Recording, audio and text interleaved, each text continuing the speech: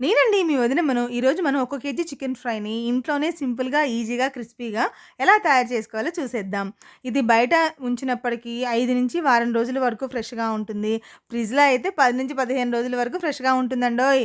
ఇది మనము జర్నీస్‌లో గనక తీసుకెళ్ళినట్టయితే దీన్ని రసంతో అయినా, సాంబార్‌తో అయినా, టమాటా చారు ఇలాంటి వాటితో సూపర్ బెస్ట్ కాంబినేషన్ అని చెప్పొచ్చండి.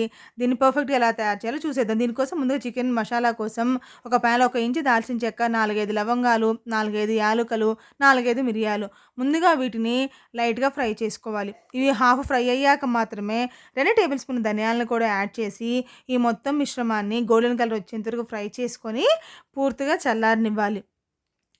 తరువాత ఒక ఎండు కొబ్బరి చిప్పని సన్న సన్న ముక్కలుగా కట్ చేసుకొని వాటిని కూడా లైట్‌గా ఫ్రై చేసుకోవాలి.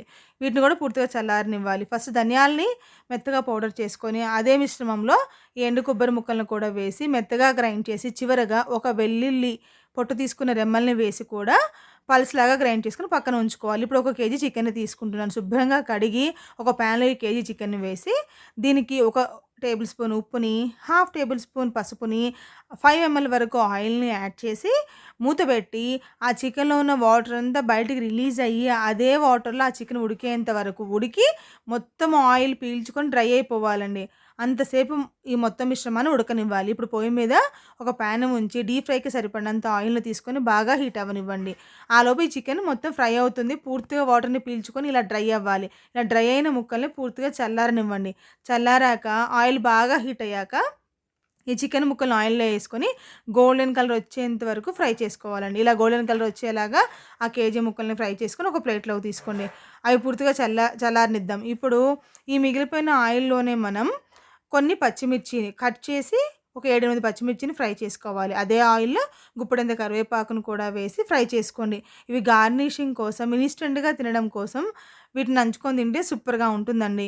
పూర్తిగా చల్లారిన చికెన్ ముక్కలు మొత్తాన్ని ఒక ప్లేట్‌లోకి తీసుకొని, ముందుగా గ్రైండ్ చేసుకున్న మసాలా మొత్తం మిశ్రమాన్ని యాడ్ చేసి, వీటితో పాటు ఒక టేబుల్ స్పూన్ కారాన్ని, ఒక టేబుల్ స్పూన్ సాల్ట్‌ని వేసుకోండి. కరెక్ట్‌గా సరిపోతుందండి. ఎందుకంటే మనము కొంచెం కారం తగ్గితే పచ్చిమిర్చిని కూడా ఫ్రై చేసి వేసుకుంటున్నాం కాబట్టి వాటిని నంచుకొని తినొచ్చు. ఇదైతే ఫ్రై కాబట్టి ఒక టేబుల్ స్పూన్ కారం, ఒక టేబుల్ స్పూన్ ఉప్పు పర్ఫెక్ట్‌గా సరిపోతుంది. ఇప్పుడు వేడి వేడి నూనెని ఒక గరిటెడు వెయ్యండి. అంటే 4, 5 టేబుల్ స్పూన్ ఉంటుందండి. వెయ్యండి. లేదు ఇలా మనకి పచ్చివాసన పోదు మసాలా అనుకుంటే, ఆ మసాలాని మనం మిక్స్ చేసుకున్న మసాలాని కొంచెం ఆయిల్‌లో ఫ్రై చేసి వేసుకున్నా సరిపోతుంది. ఇప్పుడు ముందుగా ఫ్రై చేసి ఉంచుకున్న పచ్చిమిర్చిని, కరివేపాకును కూడా వేసి మొత్తాన్ని బాగా కలియబెడితే అంతేనండి. ఎంతో టేస్టీగా ఎక్కువ రోజు నిల్వ ఉండే జర్నీస్‌లో ఫ్రెష్‌గా ఉండే చికెన్ ఫ్రై రెడీ అయిపోయిందండి.